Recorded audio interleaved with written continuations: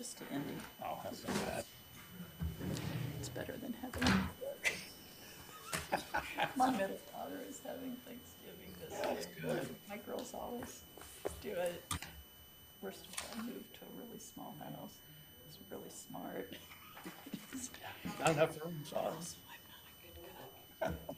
And they are, not only are my daughters better cooks, my sons-in-law cooks them, and they like to do that stuff, so it's fine. I bring like the relish, the really.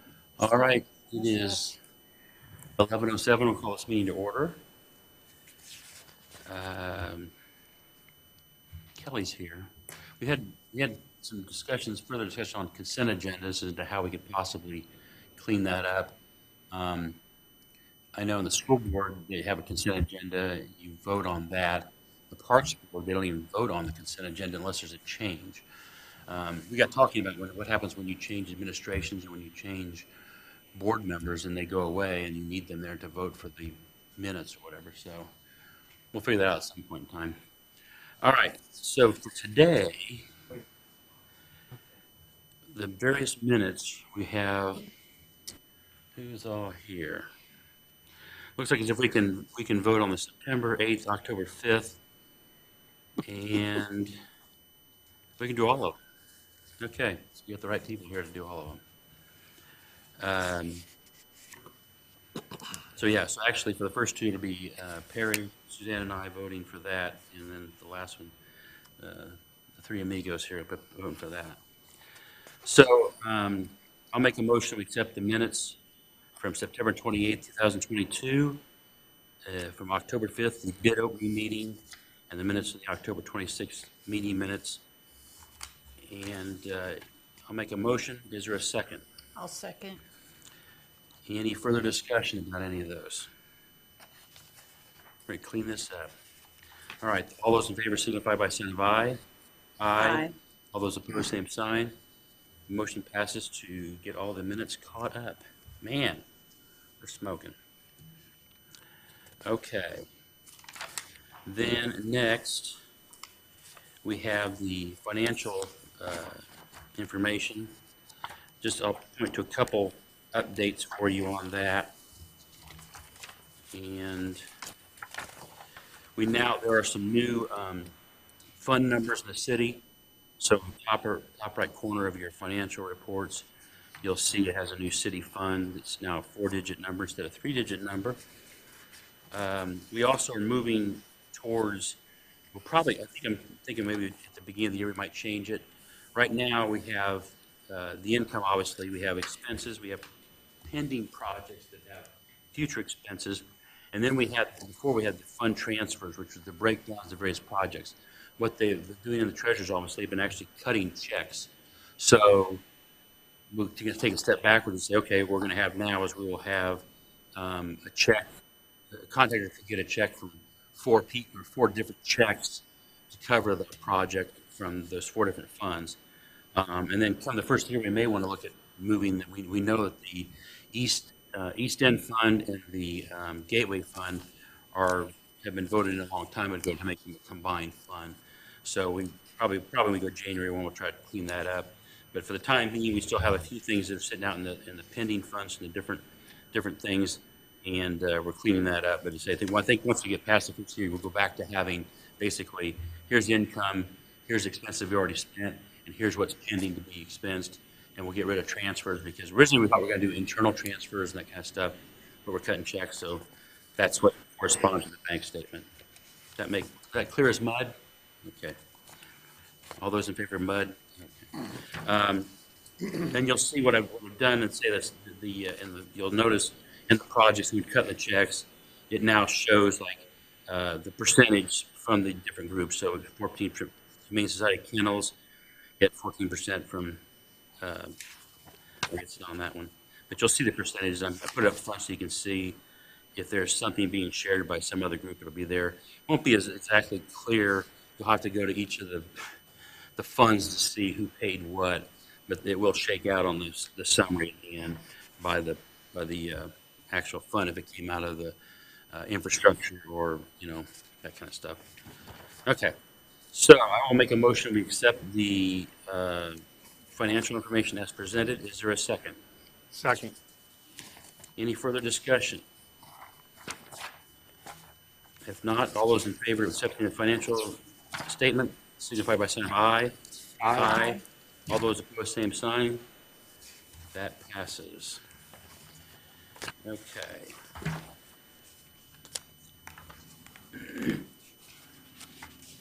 Next item is the quarterly report we get from the Cass County Assessor. This basically looks at quarterly the property taxes and shows, we have a checkbox there that shows which one are in the TIF areas.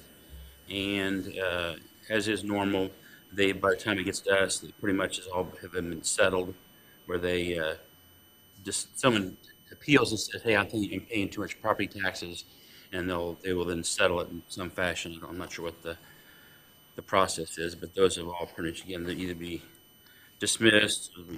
I'm not sure what a determination is. I don't know what that, anybody knows what that means? We had one that had a determination, so I assume that they come across something they think is a fair number. That's basically for information. We don't need to vote on that report. All right, moving to new business. We've got the Make My Move program, and we've got Deputy Mayor here to give us the information. Yeah, so I know Mike had sent out the PowerPoint in the packet. I don't know if we'll bother trying to look at it up there, everything sideways. Hold on. Okay. But a lot of these people, I think, have seen it before. We had this at the last council meeting presentation for it. So this program is for the recruitment, basically, of remote workers to come and live and work in the community. I gave you some extra information outside of the presentation. You have an executive summary for Senate Enrolled Act 361, which authorizes, number one, the use of TIF funds for a program like this, which is why I'm here. So I wanted to give you information that it's not one of those gray areas where you don't really know where the funds can go, but specifically authorized for use for this program. So I'll go ahead and start at the beginning. So population growth slowing. 2021 is the first time since 1937 that the population grew by fewer than 1 million people. And because of that, we're in a competition for talent. So we're trying to get people to live here, to frequent our businesses, and we're competing with a lot of different communities for that economic input. Now, as far as the market for remote workers, in 2019, there were 5 million people working full-time remotely. Now, you know the pandemic happened, and so after that, there are upwards of 40 million workers that are remaining full-time remote after the pandemic. People have realized they don't need the office space. They can work from home. They can save money that way. It's working out for a lot of people. And over 18 million of these remote workers are expected to move within the next 3 years. A lot of times they've moved to a place because of a physical location for their job. In a lot of cases, it's places that are more expensive to live. And so because they don't have to go into the office anymore, they see more opportunities to move elsewhere. And on the next slide here, we have the fact that based on some recent polling, remote work is here to stay. 58% of remote workers say that they would look for a new position that offers remote flexibility if their current employers ask them to come back into the office. And especially true of young people. So Gen Z and millennials, Gen Z remote workers would seek employment elsewhere if that benefit ended at their current job. So before just going into the office, they would look for another job that lets them work remotely. 67% of millennials say that. So the next generation of young people that are going to move and work and live, a lot of them like the remote work. I don't blame them. So that opens up opportunities for communities like Logansport. So the era of retail economic development is upon us. So here they have the stat at 55 million workers that are now permanently remote, have become geographical free agents, and nearly a third of those plan to move in the next 18 to 24 months. They're recruitable. They are facing affordability, space, community, and amenities that I think a place like Logansport really has to offer. and they're very valuable.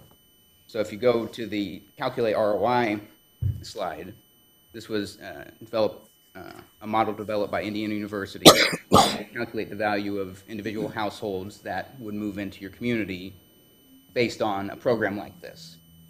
So the example they give here is, say, a software engineer that currently lives a place like San Francisco or Chicago or whatever. They make about $150,000 a year, but now, because of the way the pandemic has gone, or the way the market has gone, they're not tied to a physical location. They can work from anywhere. So as a young person, and the impact that one person like that moving to the community would have is an annual economic output of $125,711 is what they give. And that's with the household size of 2. So one of the other things about these remote workers, if we're able to recruit them, a lot of times they bring a trailing spouse or they bring kids who also add to the economic output that they give to the community. They have an annual tax contribution of over $13,000, typically create about 1 job, at least by their presence here, and over 7 years of living within the community, they have, about a minimum net present value of $776,000. So on the next slide, they also break it down as, a single worker making $100,000 a year that would move into the community. This doesn't even include a trailing spouse that might work somewhere else, or at least is going to be shopping, doing the retail in the community, and it doesn't include kids. But one single worker making $100,000 a year would have $37,000 of total impact on the local economy. $2,600 of that comes from local tax impact, so that would be money coming back into the city or whatnot.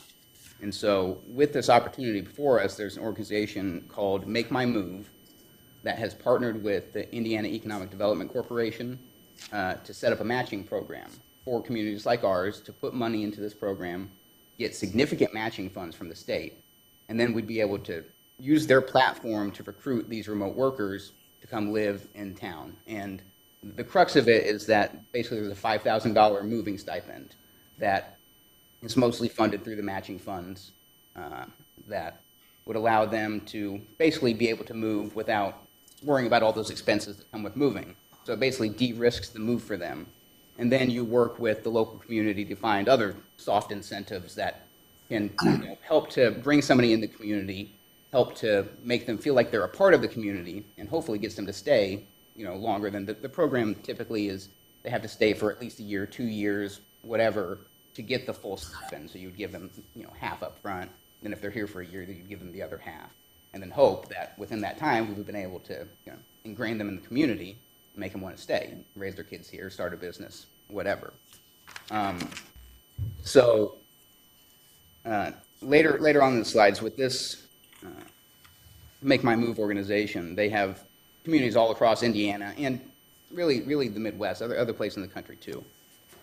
But just shows some of the case studies that they've had with some of the communities that they've worked with. So they have Bloomington, Greensburg, Muncie, a regional southern Indiana area that includes places like Jasper, Terre Haute. Those counties down there have all banded together as one to participate in the program. But what you see is here all of them have met their mover goals. So one of the other pieces of information I gave you was the Make My Move mover data that shows how much money's been invested in the program, how many households have moved or have committed to moving, and basically the current cost of a new household, a new resident.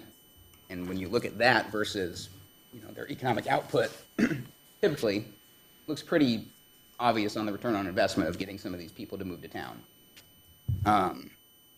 So the ones that I would say we're probably closer to are the Greensburg or the Southern Indiana groups that have gone in. So you see Greensburg, their average income of the new people moving in is $97,500. So you saw what the impact was of a single person making $100,000 moving in. You can extrapolate that out to those 6 people that moved there. Some of the other ones are Big Ten campuses. You can't necessarily compare big college towns with Logansport. But the Southern Indiana one is also interesting to think about because those are a lot of communities like ours. They've done it in slightly a different way for themselves, but the economic output of 14 people moving in to those communities with an average income of $67,708 is significant when you look at, the kind of ROI numbers they've shown us. So those are some other communities that have done it. I also want to draw your attention to one of the other sheets that I gave you, this map. So these are the communities that they have given me that have signed up so far and to do it next year. So you have Monticello, West Lafayette, Wabash County, Marion, all of these. And what you notice is that they're all surrounding Logansport. So if we don't participate in this program, the state of Indiana is going to be paying people to move to all of these places, and Logansport's not going to be one of them. So these are the ones that are already in the program. They're getting the state money, and at the amount that we'll be asking for, the state would be funding 70% of the program, but we would be reaping a lot of the benefits. So there's some more information in the slides. I'm not going to go through every single one. So the basic functionality of the IEDC matching funds is that, number one, it's first come, first serve. There's only so much out there. I think they have 300,000 remaining with other people signing up week by week. There's $250,000 one-to-one match limit per community. And like I said, there's 12. When they sent this to me, there were 12 communities with proposals out. I think some of those proposals have been accepted and some more have been sent out. But it's a huge focus from the IEDC and obviously other communities in the region. And so what I've given you guys here is the IEDC Grant Exhibit A, which is the pro forma for the program that we're asking for. And so my proposal is that the City of Logansport, through the Redevelopment Commission, goes in for $75,000 on our own, which would allow us to get $175,000 in matching funds for the program. And you can see the ROI estimate on what would be 23 new people moving to town at a variety of different income levels and family social situations. So if they bring a trailing spouse, obviously some of those ROI numbers get better. If they bring a kid or two kids, then those numbers get better. And also there's the added benefit of if they happen to bring a kid with them, then the school gets more money through the way the state does their funding. So there's even benefits that aren't put into this ROI estimate. And so that's why I'm bringing it to you guys. I think we have an opportunity here to get $175,000 for our 75, and in the process move a lot of people to town that have good paying jobs, will hopefully invest in the community.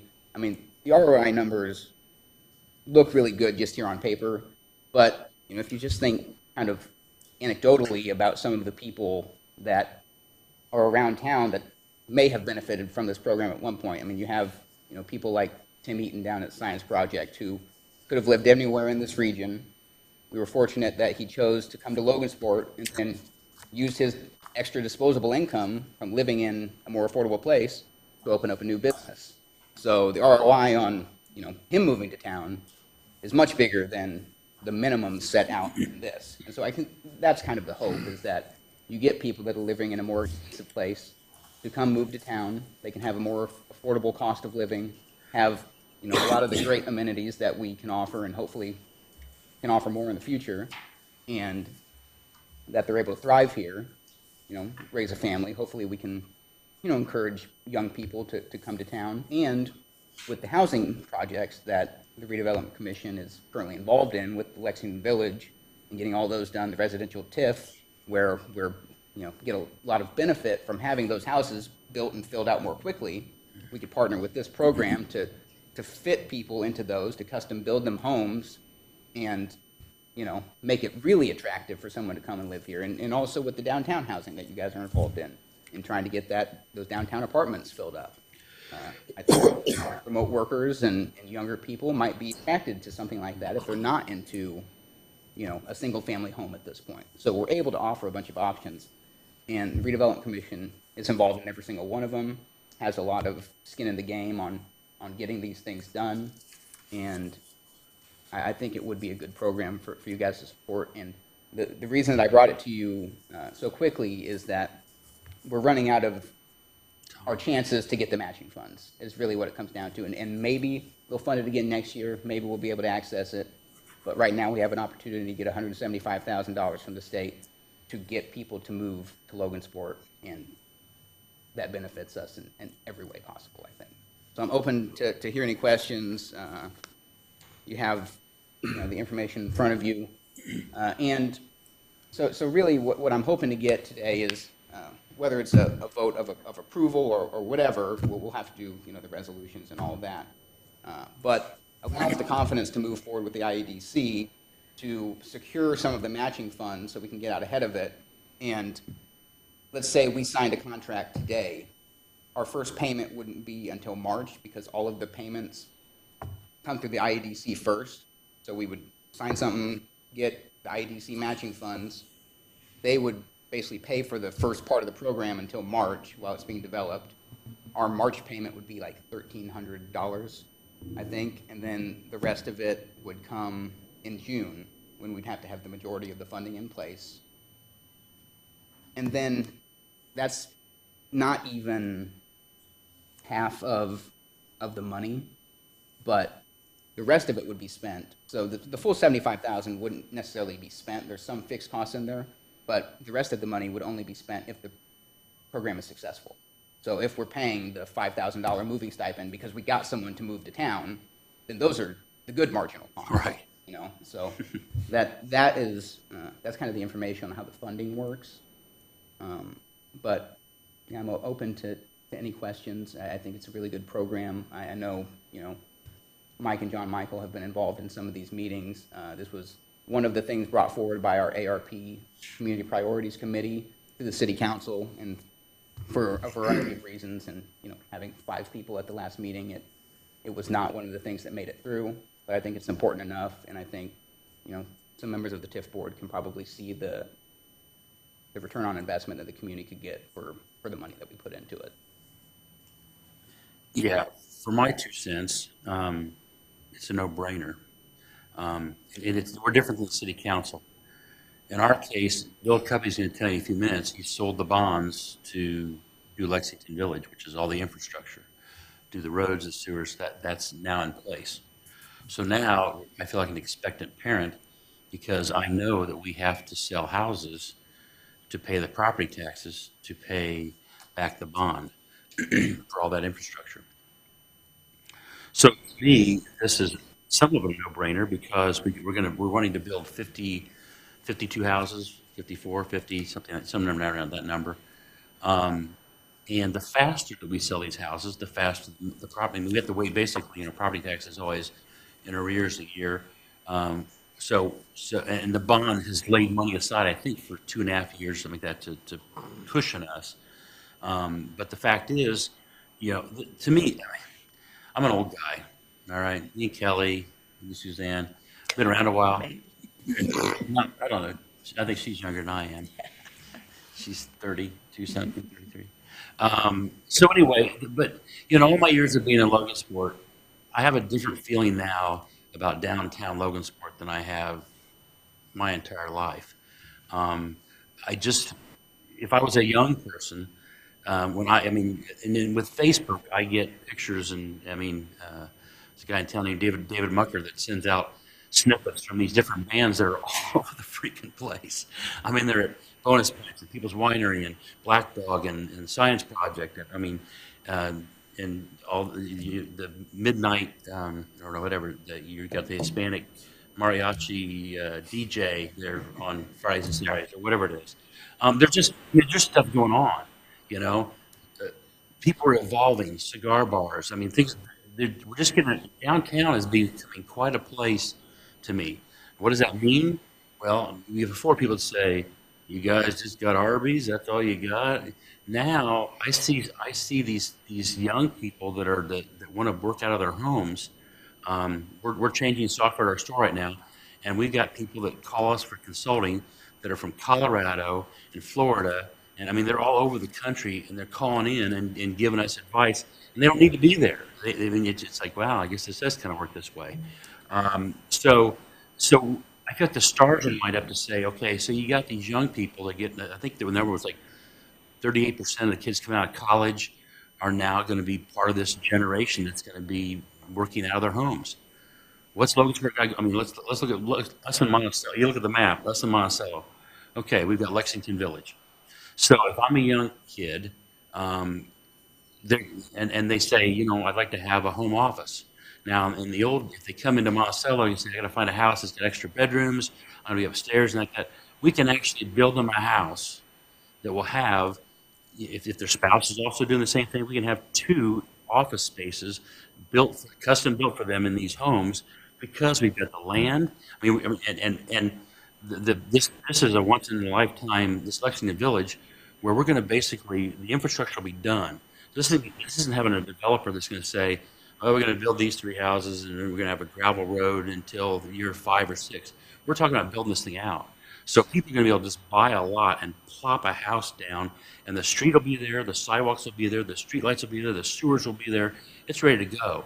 I mean, this is really an opportunity. So for these young people getting out of school saying, hey, you want a brand new house? Come to Logansport. And I think we've got the, if people have got kids, we've got a school corporation that is second to none in towns our size. We got McHale Auditorium. We've got a carousel. But I think, and all that stuff going on downtown. So I think it's what they. I mean, and I say look at these videos of these various places downtown, and they're packed with people listening to headbanger music or whatever. It's headbanger weekend or whatever it might be, and you see, wow, this is actually working. So I think we have the ability to market ourselves much better than these other towns. I mean, I will give you Bloomington and West Lafayette and those places. They got the whole meal deal. We're not gonna. Those are if you're an engineer and you want to be living there and working at Mercedes or one of those companies they've got in Lafayette. Okay, fine. But for us, if you're someone that's working out of their home, we've got rivers, we've got parks, we got a lot of stuff offering. And I say to me as an expectant parent with this Lexington Village, we got to put houses in there. We as a board will succeed if we get houses in there. If we don't get houses in there, we will fail, and we will, we will spending TIF dollars to support the bond payment for a street that has no house. It's like a bridge to nowhere. We have a street with no houses. So, for my 2 cents, I think this is, and again, one of the questions we've had through this whole time with Lexington Village, mortgage rates are going up. So people that were paying 3% are now paying 6% for house mortgages. How does that affect people's desire to build? We've got questions about what price of house can people afford to buy. If we build all 1-bedroom, 1-bathroom houses, that doesn't really help the city. I mean, our board, this residential TIF district, which is our first one, the more expensive a house that gets built, the more property taxes that come in, the more money comes back to us to allow us to then move forward and say this whole thing with, that area of land that's the Davis and Chase Road area. We can take the money that's coming in from this stuff and reinvest it into more housing projects, and it could be even bigger homes there. So if people want something with more land, that kind of stuff, we have a secondary opportunity to bring people in there.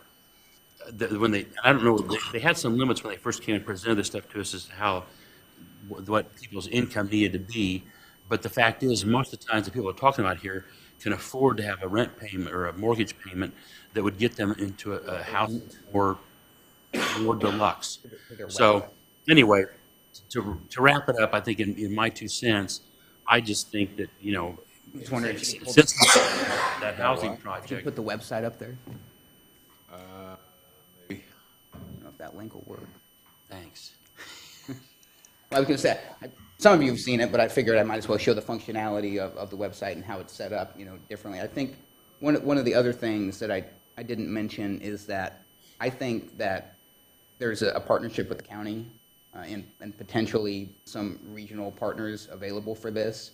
Now, I think it's good for us by ourselves if we want to do it, but I think our strongest case is potentially if we partner with the county on this and they come in and eat up some of our costs. Now, their timeline on, the decision-making on that isn't where it needs to be for us to get the matching funds, and so that's why I'm here kind of doing this ahead of time. So in my mind, it's up to a $75,000 investment, and then hopefully we can get the county to come in and eat some of those costs if we maybe allow them to, maybe not everybody that wants to move here will find something within the city limits. I don't think we should narrow it necessarily to that, as long as it has, a Logansport address or something. Then, maybe the county can come in and take up some of the moving stipend. And I've had some good conversations with Christy Householder at the county, and we're setting up some meetings to meet with their decision makers. So that's another thing as well. So if you'll scroll a little bit, so this is the Make My Move website. So you'll see, move to French Lick. They have some places in Kentucky.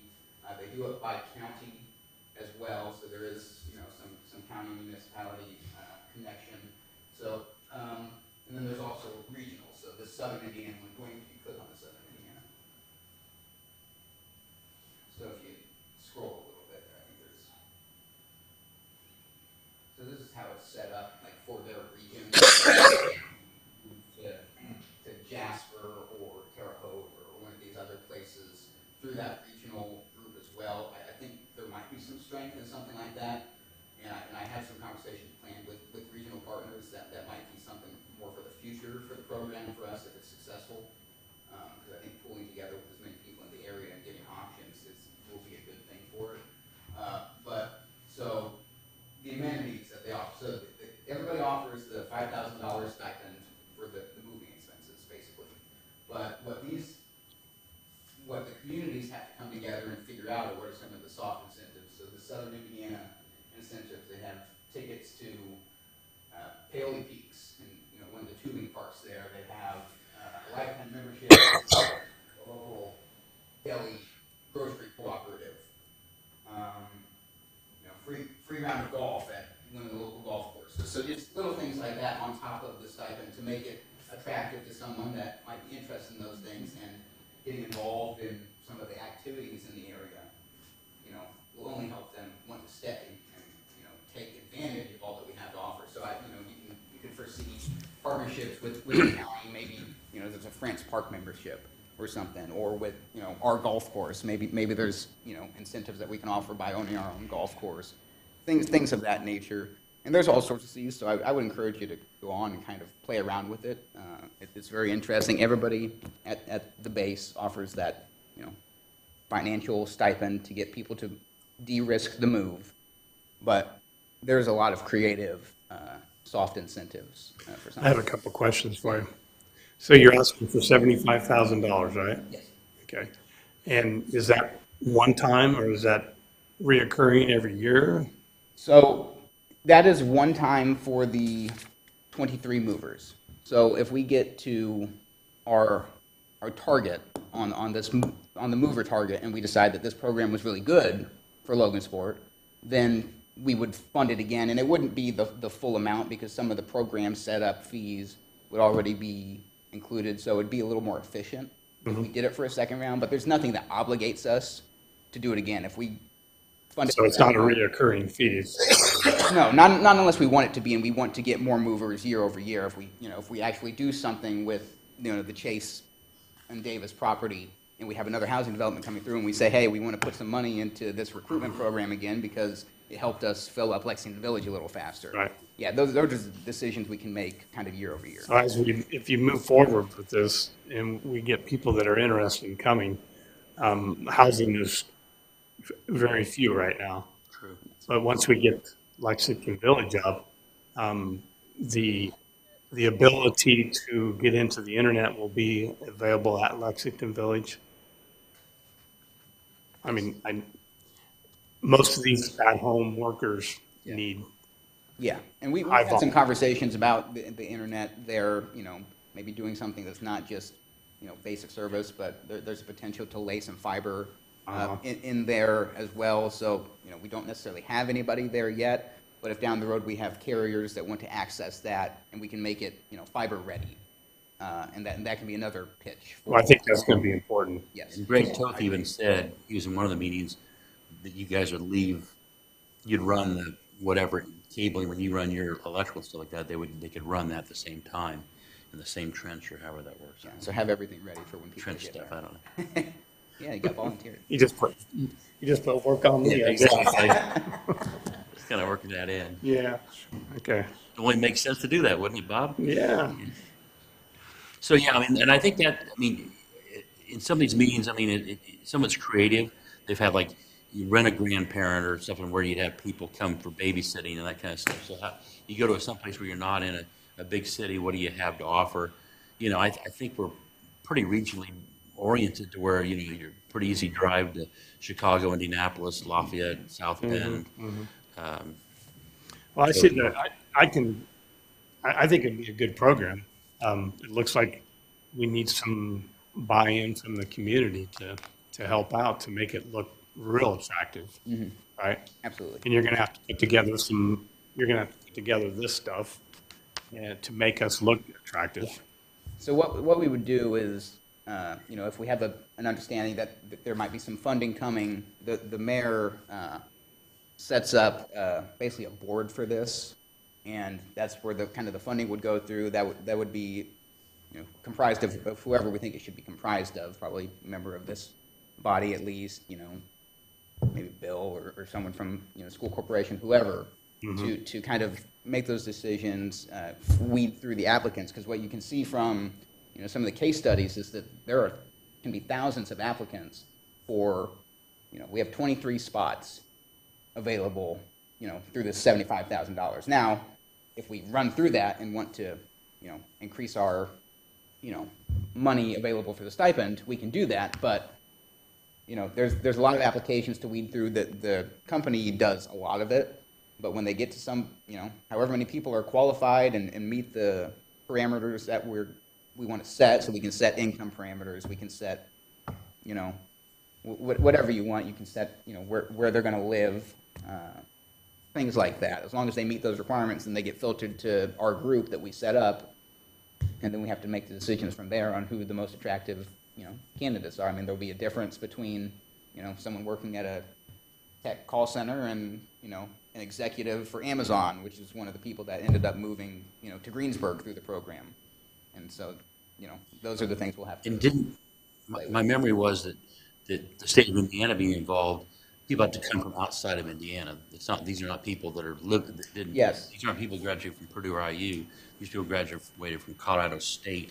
And then So it could be Indiana's out-of-state encouraged to bring them in, students. yeah. You can also recruit out-of-state students that are at those schools. Maybe their, you know, address for now is in these places, but they're just going to college. You can use that for these people. But yeah, we're not trying to steal people from Lafayette or, you know, Monticello or Indianapolis. We're trying to steal people from Chicago, New York, you know, some of these places that are more expensive and not as family friendly in the last several years.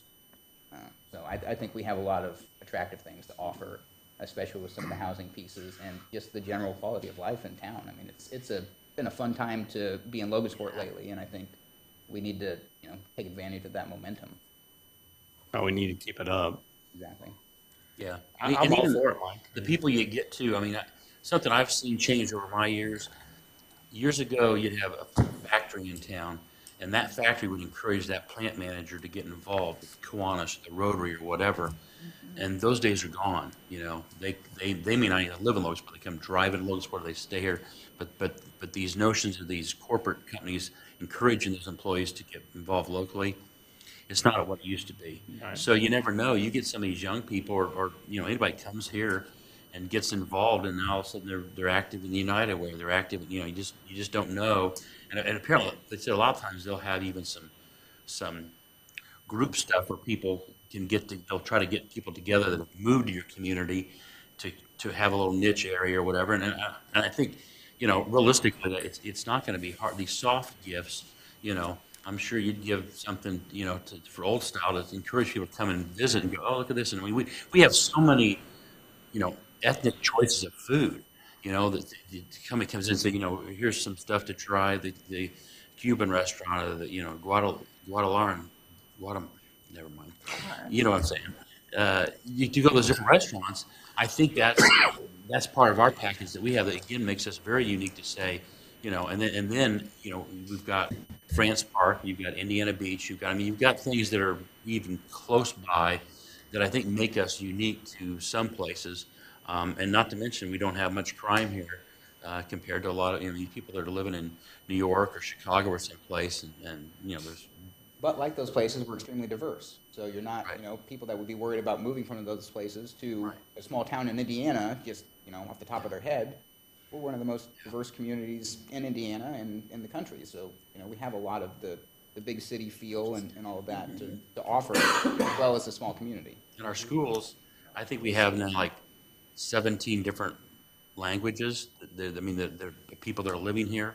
So our community, I remember years ago when Tyson's first happened and they had Waterloo, Iowa, and there's all these, oh my gosh, it's going to kill your town.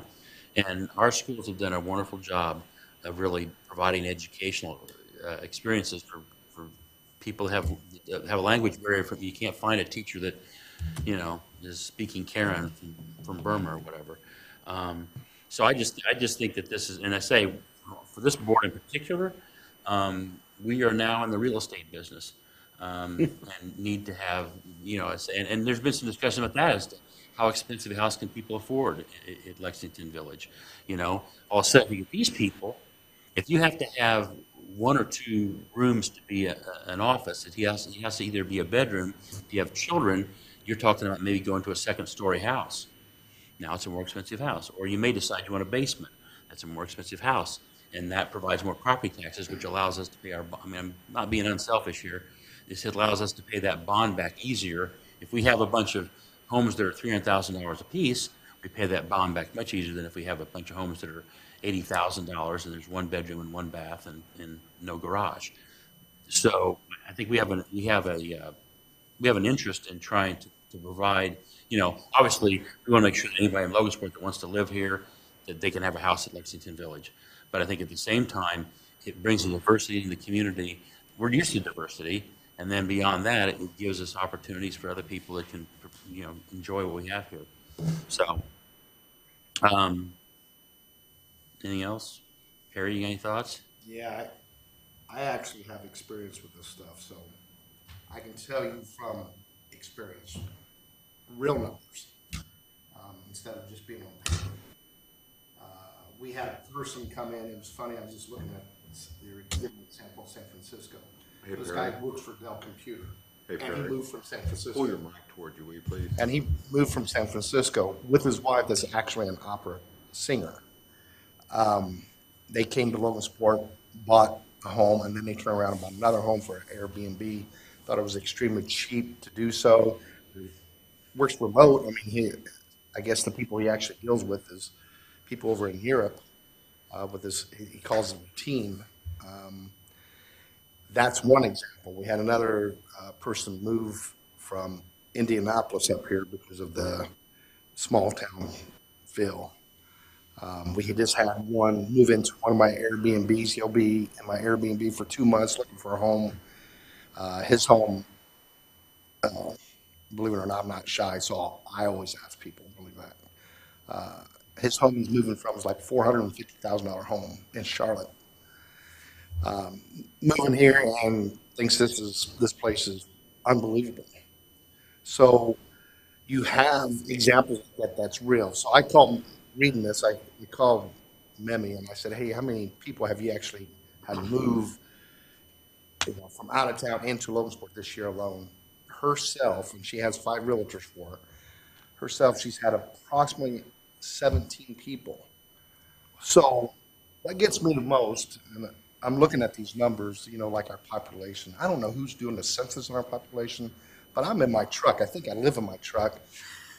You can't get around this town. There's a lot of people in this town. So as far as the census go, how many people's in this town, I have no idea. I just know that when these people come to this town, they find it unbelievable. I think people like myself, I've lived all over the United States. I hated this community when I was small. I couldn't wait to get out of it. And that's almost all of us. As soon as I came back out of the military after 10 years, I liked it a little bit better. But, you still had the same people sitting on the same bar stool doing the same thing. So the town hadn't changed a whole lot at that time. But then I came back again from Baton Rouge, and I had a different perspective on it. And with this administration we have now, I have even more of a different perspective on it. And we're moving forward. We're seeing people. I would never believe that people would move from Indianapolis to Logansport. I would not believe that people from San Francisco move to Logansport. So they're moving from all over the place, and we're seeing it physically coming into our office. And the money, you're right, it's anywhere from 115 to 150. But this individual, he's pushing 300. So his wife does, she travels and absolutely loves it here and likes to come back to this. So we have things like that going on now. With that being said, he has a kid in Stanford.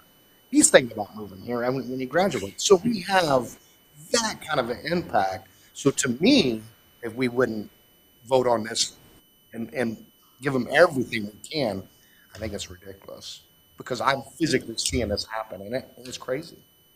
And I can appreciate the direction the town's going into now, and all we have to do is capture everybody else to bring them here and show them what we have. But, I have, you guys know I'm very close to the Latino community, and not because of Memi, it's just I seem to get along with those people very well. So I have a lady that I'm dealing with. I'm going to do some work for her. And again, she's from New York. And she's like, I really like this town, but, guys are really different. You have this and that, but not a whole lot to do. I said, yeah, but how many towns have natural springs come out of their hills? She's like, there's natural springs here? I go, yeah, go down 18th Street. You'll see water coming out of the hills. So we have things like that we're from here. We don't even realize those kind of things. So to me, again, when I came back this last time, it's just like, wow, this is a town that should be a long time ago. I'm glad that we have the administration we have now to help us grow in the right direction. So I'm looking forward to seeing what we can do for anybody that wants to come out of town into this area from out of state, because it seems like we blow their socks off of them. And we don't think it that way. We're like, Logansport? I'm like, yeah, I just listen to people and they're like, oh my God, this is great. Okay. So anyway, that's my take on it. So I'm ready to vote yes. Why don't we do that? Wait, 1 second. So I'm going to make a motion that we accept the program up to including $75,000. Is there a second? I'll second it. Okay. Any further discussion? Go ahead. Second. Okay, fine. I'll vote for it. All in favor, signify by sign of aye. Aye. Aye, and Suzanne says aye. Okay. Thank you, guys. I honestly think I agree with you. It's crazy. There's so many weird things about Logansport. I talk to people like, oh yeah, I scuba dive at France Park. Yeah. The United States Police scuba dives at France Park. Like what? Yeah. That's good information, Perry. Yeah. Thanks. Yeah.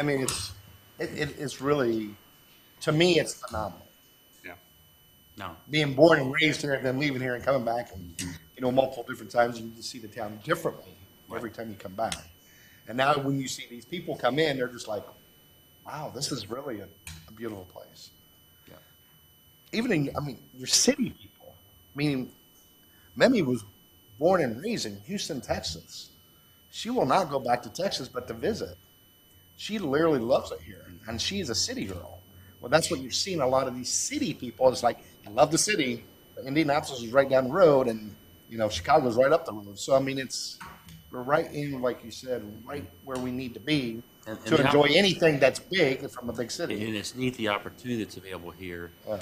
As say when you'd see groups that Burmese had a grocery store, and just the fact that people can come in and they can do economic things, and not be afraid to and toss the hat in the ring, and then people appreciate having authentic food from wherever. Yeah. And that Yeah. kind of stuff. It's amazing. Okay. Next, we've got the supplemental resolution. Or maybe, yeah, I guess so. If you want to do, sure you want to talk about. I'd like to get it done, yeah. Okay. On April 27th, you guys approved the declaratory resolutions, then on July 27th, you did the confirmatory resolution.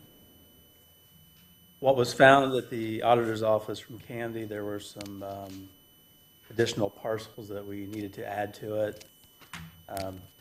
Bose McKinney didn't capture the whole list. By mistake, she caught it, which is great. So what we need to do is a supplemental resolution, which is 2022-335, to amend it, which will include Exhibit A of all the correct parcels. So that's what the request is today. All right. I'll make a motion that we accept the resolution 2022-334 for supplemental housing resolution to 2022-323. Is there a second? Second. All right, any discussion, any further discussion? But how many of those were missing? Oh, boy. This was brought to our attention months ago, so I forget. Okay, all right. It was, we thought it could be taken care of without a vote, so that's why the delay. Okay. I don't recall, Aaron might, I don't think it was a lot. I think one of the separate, because there's 3 separate areas, I think they were separate, one didn't get moved in. Oh, okay. That's the one behind Walmart. Yeah. And this is very important, having been on this board for, back when I was on the school board member, we didn't make the right parcel list for Walmart, and we never got the money we should have gotten for Walmart, because the same kind of thing happened, where he did not get the parcels listed correctly. That's all I got. Okay. All right, all those in favor of accepting resolution 2022-334 signify by saying of aye. Aye. Aye. All those opposed, same sign. That motion passes. Okay, now, a lot of stuff has happened this week, and I think Bill maybe can go through some of the stuff. Yeah, Like I some stuff that, I thought I'd give a quick update, because when a month goes by, 17 things happen, so I thought I'd give you a quick update. We had 2 RFPs, one RFP for the infrastructure, one RFP for developers. The infrastructure the infrastructure work was awarded to F&K. They're out of Florida. Dykeman was close, but F&K, I think, was about $100,000 less in the $3.3 million range. So with that, we had the other RFP going, which were the developers. We were looking to market the property for sale and see if we could get it. We had nobody bid. So what that happened was we could now interview, discuss, talk with any developer that was interested. So if there's more interested, they can come forward. 2 have come forward specifically that are interested. So we're working with them. What we've done in the meantime is we're connecting them with F&K, because there's a lot of things that can be the amount of fill. Are you going to have basements, no basements, So they know the requirements out there through our work with Crossroads Engineering. We have 2 developers with 2 different concepts, so we're trying to get them to talk now to get that figured out. This past Monday, I think it was, Monday, we had our bond closing. If you recall, we're bonding that project, as Mike was talking about. You have the bond, you pay it back with property taxes. We had that sale. We actually had we had 4 bids, all of which were under 5%, which in today's market, that's good when you're looking at a 20-year issuance. The top bid was an investor group called Robert W. Baird and Company. And I think you have the sources and uses packet, but I'll go over it real quick. The bond issuance was $2.25 million. We actually got a small premium. We're seeing that a lot now. Banks or investors will bid on it, and they'll also put a little premium in there to help their bid. So we got about a $14,000 premium that we can use. We have a lot of expenses, as you would know. We have debt service reserve funds. We have capitalized interest. At the end of the day, we're going to get a deposit for just under $1.6 million, which was our goal the whole time. That'll represent just over half of what we're going to spend. The other half would be ready money in the amount of 1.5 million. So things are rolling. It's real now. We've closed the bond payments. The good thing is that we're looking at these phases of houses when they're going to happen. The actual payment will not start until 2026. So you have built in, it takes X number of years to get houses going. Then the assessor has to assess them, and that's always a delay. But we have the capitalized interest that will make the payments until then built into the bond. And then once 2026 hits, we need to have houses built and already assessed to start this payment back. Because if you recall, the second layer of payment comes from you guys, if we can't pay it through these houses. Good thing is the mall and the hotel are going to generate a lot more tax revenue for that area, that our income's going to go up big time to make those payments if you have to. It's good that we have 2 interested developers. More can come forward if they want. 52 homes is a big undertaking, but we've seen some initial numbers because of cost of materials and interest rates. We're also going to appraisers to make sure that we're going to appraise out the concept that people are looking to do. So we have a lot of things are going, but overall it's going pretty well. Questions on Lexington Village? Yeah, we're trying to be locally friendly here, you know, as to how, I mean, since there's not a single developer, we're kind of that governing body that says, okay, so you got these people that come in and they're ready to build some houses and they're selling that. If one other person comes in and says, hey, I'm coming out of town, I want to build a house in there, and we can kind of encourage whichever construction company kind of oversees the whole thing, to say, okay, how do we handle that? How do we get somebody who wants to put a TK home up over here? What standards we have to have? Does Aaron need to check off? What are we going to do? But we want to be Logansport and community friendly to make sure that we encourage people to build it, because we need housing too. I mean, so it's, you know, and if this can work, if we get this to work, then it means we could do this again and again and again. Yeah, our main contractor won't have total exclusive, like Mike's talking, if XYZ is awarded to build 52 homes and Harry comes forward with 2 buyers and wants to buy 2 lots and build 2 homes, they're going to work with Perry and say, okay, we'll move the lot over to you, you do it, but they're kind of doing our fact check of making sure it's a somewhat of a consistent situation out there and not all different concepts.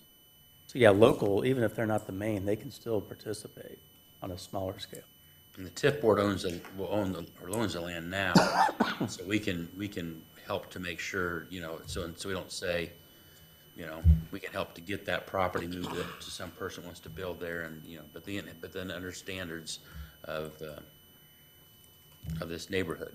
So, and I think with this program that Jacob talked about, I just think the opportunities are endless, and I think we have very generous businesses in town as far as soft things for that program. We can have coupons for all kinds of stuff, a free dinner here, a free dinner there, and then, you know, I just think that Logansport downtown is back alive, plain and simply. Yeah, the idea here is, you know, like person you have living in the B&B for 2 months, they want a home, you can design the floor plan for 2 offices and 2 bedrooms instead of 3 bedrooms and no offices, or whatever the concept, as long as we can fit it on those lots and get the numbers to work. That's actually what he's actually come to me and asked if I would build him a home. Yeah. Because there's nothing here. Right. So, I mean, and we have cases of, I mean, people at the hospital that hired in here, but they couldn't find a house they wanted to have, or a doctor came in and didn't have a house they wanted to have. We have that opportunity to become the incubator to make some of this stuff happen. And we've got teachers that are living, you know, in the school corporation. What happens is there's not a house that they want here. They start living in Lafayette or Kokomo or someplace and driving in. And sooner or later they decide, I think I'll just become a teacher in Lafayette or Kokomo. So I think that, you know, the the properties, I mean, you're in that business, I mean, there's just not tons of excess inventory of housing, and this is a good start, and say the whole apartment thing, downtown, because another vehicle to have something where you don't want to maintain a yard and this and that, that may be appealing to some people also. So I think we have the opportunity to lure people to Logansport, and again, I'm biased, but I just think it's a great place to live. So, I Is there- got a question for you though, Bill. So Dykeman missed that by $100,000. Dykeman's a local company. I'm just, in the future, maybe this makes sense to you, maybe it won't. Shouldn't there be a percentage that our local people miss it by and they still get it? Because that seems like his money would impact our community more so than somebody outside our community, and I think There's we rules. need to look at that. I don't think we can do that. I think there's rules in place against that. I would need to check specifically on what percentages there are. But if you basically have a low bid that's a viable, qualified, experienced outfit, and F&K is, we Yeah, check. it's a good company. In fact, they do all of Steinberger's work, so they're qualified. If there's nothing you can use other than we want to do local, you can't just do it.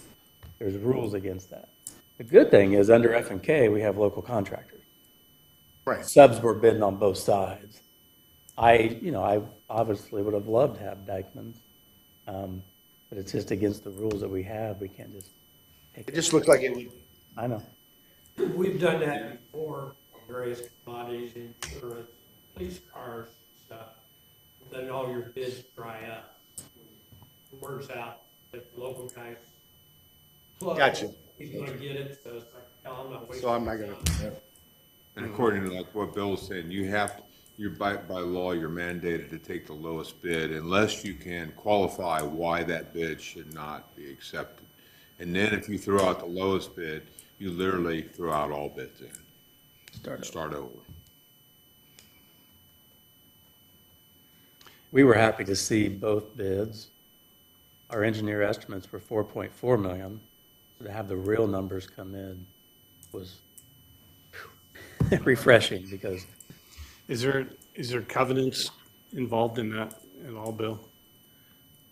For the housing? So is it type of house? How is it? their infrastructure work. F&K is just infrastructure. Yeah, right. Developers will be a development agreement, whoever we have, that'll have to conform with what can go in that PUD, I believe, that's out there, and meet Aaron's criterias that may be placed. So yeah, there'll be an agreement in place of what can and can't be done, yeah. We will have that. Agreement. I assume Mr. Lehman, we don't have anybody yet, so we don't have to move to that step. But I think Erin's got kind of a tick list of what things she'd like to see. Yeah, so the agreement would be with you guys and the developer, once the developer's picked, but then going into detail like material and those type of things, we do have a process they have to go through to get approval in that area. Yeah, but maybe I misunderstood what was being said, so you're asking if there's gonna be like an ordinance, basically, for the building. Yeah, I don't. I'm I asking can't- who has that agreement saying you're gonna have 5 pink houses there, you're gonna have 6 pink houses there, and you're only gonna have 4 of this, you're gonna have 5 of that, and only this is allowed, and Yeah, so there's that's what we're already- talking about. There's already a approval process in place for that, it's already, Okay.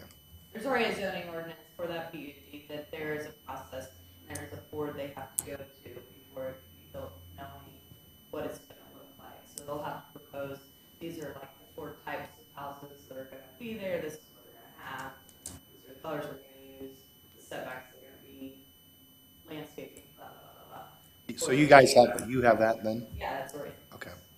but there's not covenants. All right.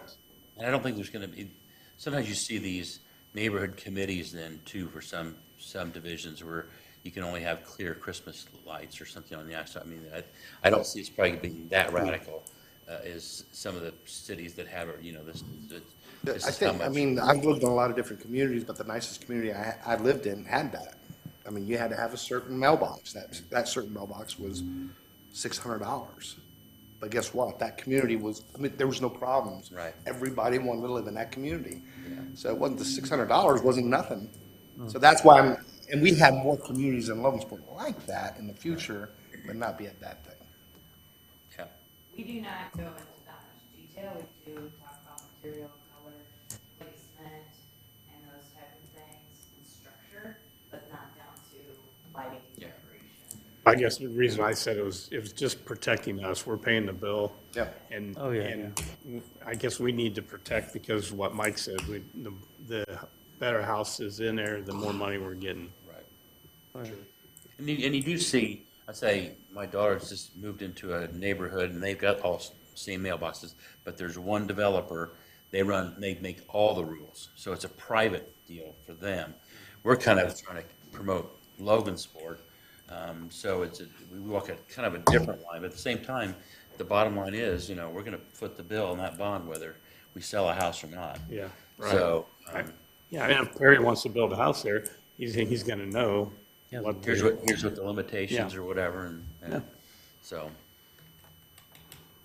yeah.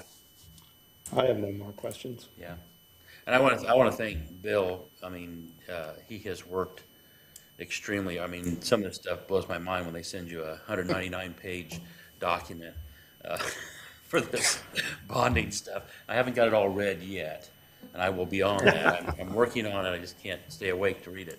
But I want to say that my experience with Bill has been he's very meticulous. He and John Michael both. I mean, it must be the banking thing. As business guys, a little looser, fly by the seat of your pants kind of thing. But there's a lot of I's to dot and T's to cross. And Bill's done a great job, and I know Erin with she's already got these ideas of this stuff. I mean, there's a lot of work behind the scenes that we're kind of like walking, okay, it's easy. There's a lot of stuff that they've done and some other people around have done to make this thing, I think, successful. And also to be flexible. Your point about F&K. I mean, how do we encourage local stuff? I'd love to see in some of these cases where someone might move here to be a subcontractor to build a house and want to live here. Because right now we don't have enough contractors in this town. So how do we incubate that direction too? Luckily, F&K is out of Florida, so they're kind of used to some of the regional subs that they might use. But anyway, so I just wanted to publicly thank Erin and Bill and John Michael's done a lot also behind the scenes too. Just the banking knowledge and the mayor and the deputy mayor and city council and who else is in here? Who's Lanny? Thank God you guys. You haven't been involved that much. The newspaper's here too. Yeah, the newspaper's here. So it's a big day for us. We're really glad to have you here. Okay. Erin, you got anything you want? Anything? Okay. Any public comments? I got more. Oh, I'm sorry. All right, that was just Lexington. I'm sorry. You're wrapping up. Sorry. That's just Lexington Village. Speaking of crossing T's, dotting I's, we have the mall bond closing finally.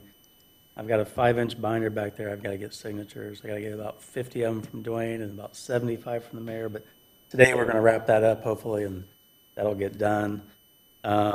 We've got 4 LOIs currently signed at the mall. I'm confident they're all going to happen. We do have 2 in the apparel industry, which guys and girls. So fingers crossed on those. It'll be a domino effect if we get those. I'm pretty certain we're going to. A couple others. Anyway, things are going well. Hopefully you guys like the visible improvements going on. There's going to be some facade work next. I've heard things about there's not enough windows, we'll build to suit. So as we get the right retailers, then those get cut out. You'll see Harbor Freight starting to take shape on their color scheme with the red and blue. And so anyway, it's coming along. We're staying on top of it. I'll keep you updated when I can. kind of, not in the TIF area, but I wanted to just bring it up. You heard Kaufman Engineering's announcement that they are no longer going to be here. They've got a few of their plants that are no longer going to be anywhere. But they filed a warn notice, and that's basically a notice you have to file to give the heads up to your employees. So I saw a public forum that said the administration is not doing anything. Not true. My office specifically is working to market the property.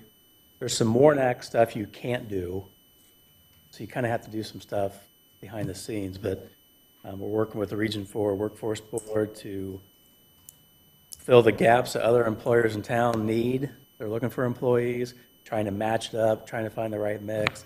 They've got a phase out between now and June of 2023. They have a great building out there.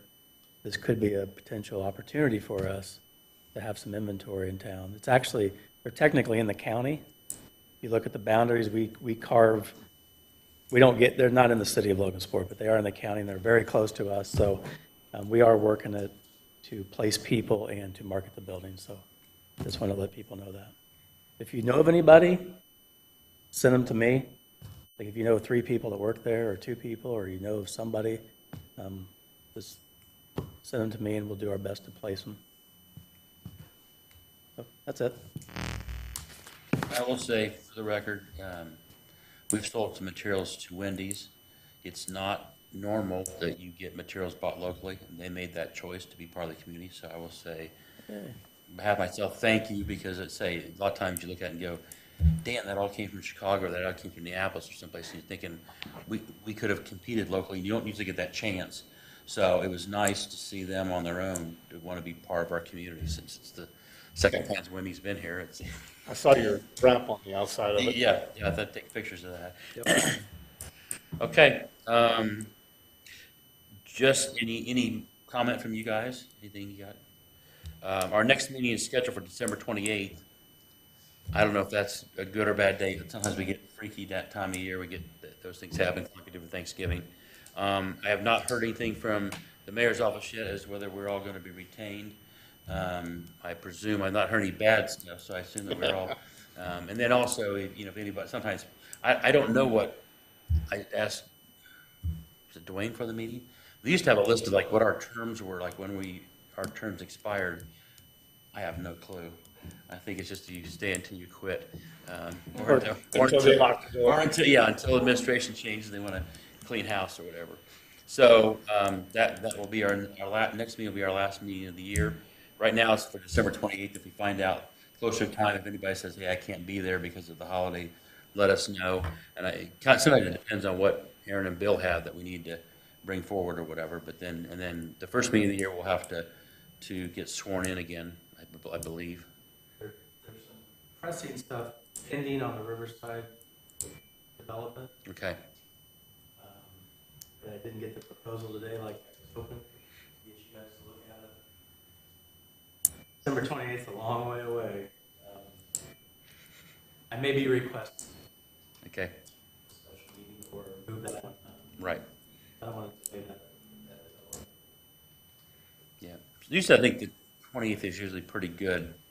It's when you get before the Christmas. There's a lot of stuff that goes before Christmas is usually, but you never know. And so we have to have like the right number of people together. And thank you all for being here so we get these minutes done. So I appreciate that, because it's hard for me to keep track of. Make Dwayne happy. He's very anal about that. He and the State Board of Accounts. All right, I'll adjourn this meeting, and thanks everybody for coming.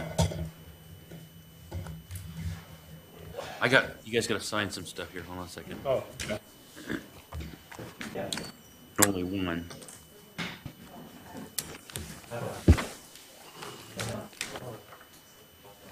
Should have got Suzanne for sure.